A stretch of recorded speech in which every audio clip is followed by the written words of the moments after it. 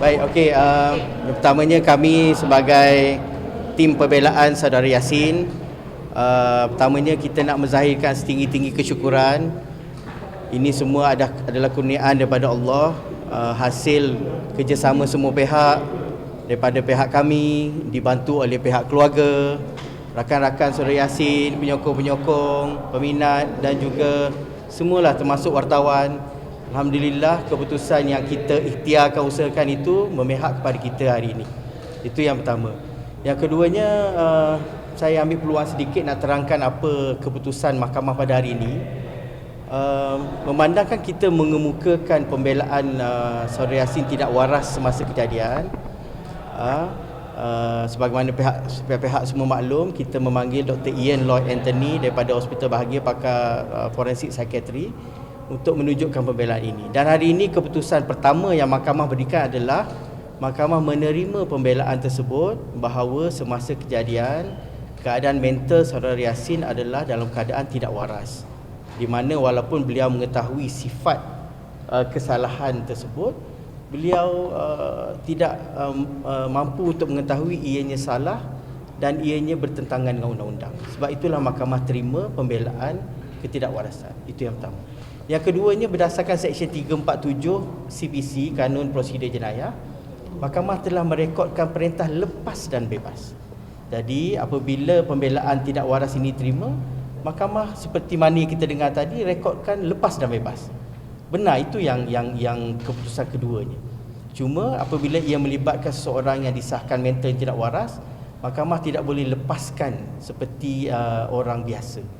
Jadi mahkamah guna Seksyen 348 kurungan 1 untuk memerintahkan saudara Yasin ditempatkan di tempat yang selamat. Dan kita bersyukur tempat selamat yang mahkamah nyatakan tadi adalah terus ke Hospital Bahagia Ulu Kinta. Sebab mahkamah boleh juga hantar ke penjara terlebih dahulu sementara menunggu limpah kurnia blessing daripada Duli Yang Maha Mulia Sultan Selangor. So bila akan bermula ke Ulu Kinta? Sepatutnya perintah mahkamah kena bermula pada hari ini. Cuma mungkin dari segi logistik pihak mahkamah dan pihak polis, kita serah pada mereka lah. Cuma tidak kembali lagi dah ke penjara Sungai Buloh. Tidak timbul lah. Jadi akan terus berada di Hospital Bahagia Ulu Kinta sehingga untuk tempoh selama mana di bawah perkenan Duli Yang Maha Mulia Sultan, sehinggalah beliau disahkan Sultan Selangor, benar, disahkan sihat. Di mana ada prosedurnya, di mana ada pihak lembaga, hospital, penasihat sebagainya akan secara berkala akan memeriksa. Dan maksudnya selepas kesihatannya betul-betul pulih dan juga mendapat perkenan tuanku, beliau akan bebas untuk pulang ke kampung halaman. Beliau boleh. Beliau tadi. Benar. Maknanya permohonan boleh dibuat, pihak kami pun boleh buat permohonan tersebut untuk supaya beliau dilepaskan untuk kembali ke pangkuan masyarakat dan ke pangkuan keluarga. Permohonan itu akan dibuat Permohonan itu bergantung pada tahap kesihatan beliau. Sudah tentulah perlunya sedikit masa untuk beliau berubat. Kita akan pantau progres tempoh beliau berada di sana. Maksudnya bukan dalam tempoh terdekat dia, sepatutnya mengambil sedikit masa jugalah. Mungkin akan mengambil masa beberapa tahun juga.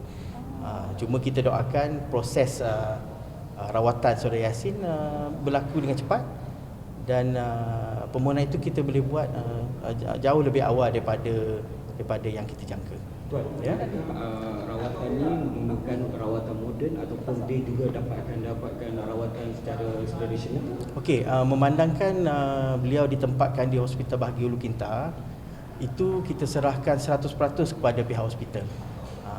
Maknanya apa yang terbaik untuk saudara Yasin, metodologi bagaimana, rawatan bagaimana, itu di bawah purview, di bawah bidang kuasa pihak hospital. Kita percaya hospital bahagia di negara kita mampu memberikan rawatan yang terbaik untuk pesakit-pesakit seperti saudara Yasin, ya. Report kesihatan kepada mahkamah secara berkala. Keadaannya adalah pihak kami akan memantau. Mungkin setiap 6 bulan, setiap setahun kita akan tengok progres lah. Cuma tidak ada yang definite.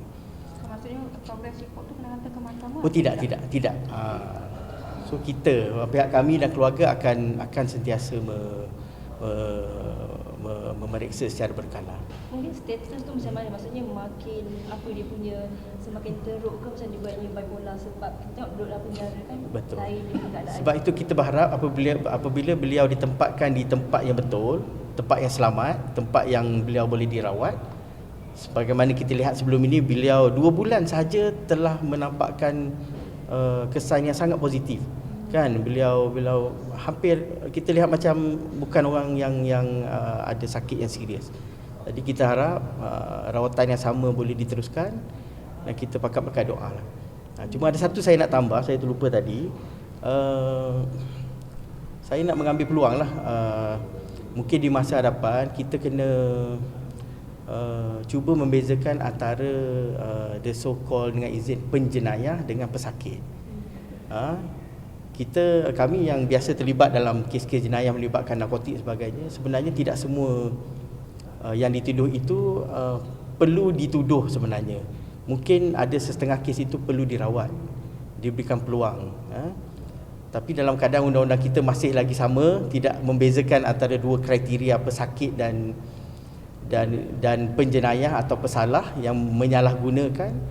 Selagi itu kita kena berusahalah supaya bukan saja saudara Yasin yang diberi peluang, ramai lagi yang di luar sana yang menghadapi pertuduhan dan nasib yang sama macam saudara Yasin yang patut juga diberi peluang sebagai pesakit dan bukannya sebagai penjenayah. So maksudnya bila di Tanjung Rambutan nanti, Ya. adakah dia mempunyai kebebasan sepenuhnya, sama ada dia boleh dibawa keluar oleh keluarga ataupun macam mana tu? Ada peluang dia untuk ni ke ataupun dia memang Itu setakat beberapa lawatan kami ke sana, setakat yang kami tahu keluarga boleh melawat, tetapi ia tidaklah seteruk penjara, tetapi masih lagi ada kawalan-kawalan yang perlu yang ditetapkan oleh pihak hospital. Tidak bebas sepenuhnya juga, tapi jauh lebih baik daripada penjara Singapura. Okey, so terima kasih kepada semua, termasuk para wartawan atas sokongan dan juga doa semua. Kita berharap saudara Yasin akan segera sihat dan balik ke pangkuan masyarakat dan menyumbang balik kepada apa yang kita industri seni negara kita, insya-Allah. Okey, terima kasih semua. Tuan. Alright. Terima kasih.